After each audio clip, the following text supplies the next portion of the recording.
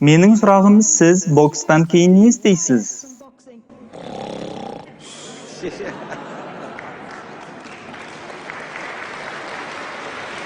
Келе жатқан 16 жылда мен не істеймін? Нені мен жақсы істей аламын? Құдаймен кездесуге дайындаламын. Жылжымайтын мүлік, боксерларды дайындау, бизнеспен айналысу, бұның бәрі жұмаққа кіруіме көмектеспейді. Құдай мені бақылап тұр. Джо Фрейзерді ұрғаным үшін Құдай мені мақтамайды. Біз Англиядан немесе Америкадан болсақ та маңызды емес. Бай болуымыз да маңызды емес. Бұның бәрі 12. Маңыздысы бір-бірімізге деген қарым-қатынасымыз, бір-бірімізге деген көмегіміз. Сондықтан өзімнің атымды, танымалдығымды пайдаланып, мен бар өмірімді жақсылық жасауға арнаймын. Адамдарға көмектесуге және біріктіруге. Діни қайшылықтар үшін адамдар бірін-бірі жарып жатыр. Бейбітшілік орнатуға көмектесетін адамдар керек. Мен өлгенде жәннатты көргім келеді, жәннаттық болғым келеді. Біз қаншалықты өмір сүреміз? 80 жыл. Осы аудиторияда отырғандардың кейбіреулері 20 жылдан кейін дүниеден өтеді.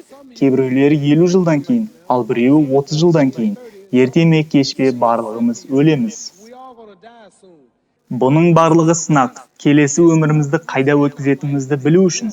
Жәннатта ма әлде тозақта ма? Бұл өмір жалған. Сіздің нағыз болмысыңыз жан дүниеңізде. Қараңыз, сіздің денеңіз кәртейіп бара жатыр. Біреудің тістері жетіспейді, шаштары түсіп жатыр, денесі тез шаршайды. Бірақ біздің ішкі жан дүниеміз ешқашан өлмейді. Дене жанның орналасқан орны ғана.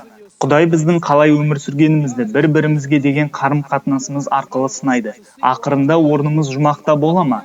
Материалдық дене мәңгі емес. Негізін салған адам өлсе де, мына ғимарат орнында тұра береді. Англия тарихында көптеген корольдер мен королевалар болды. Олардың барлығы өмірден өтті.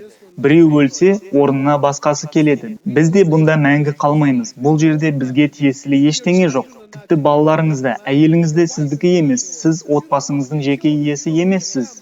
Осымен не айтқым келіп тұр? Өміріңдегі ең маңызды оқиға сен өлгенде болады. Тозаққа барасың ба, әлде жұмаққа ма?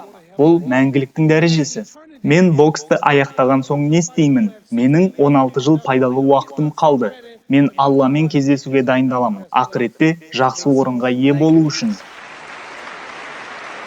Құрметті көрермен, Шүкір ТВ каналымыздың дамуы үшін достарыңызбен осы бейнені бөлісуді ұмытпаңыз. Каналға тіркелу үшін осы батырманы басып, алдыңғы видеоны қарау үшін мына батырмаға басыңыз.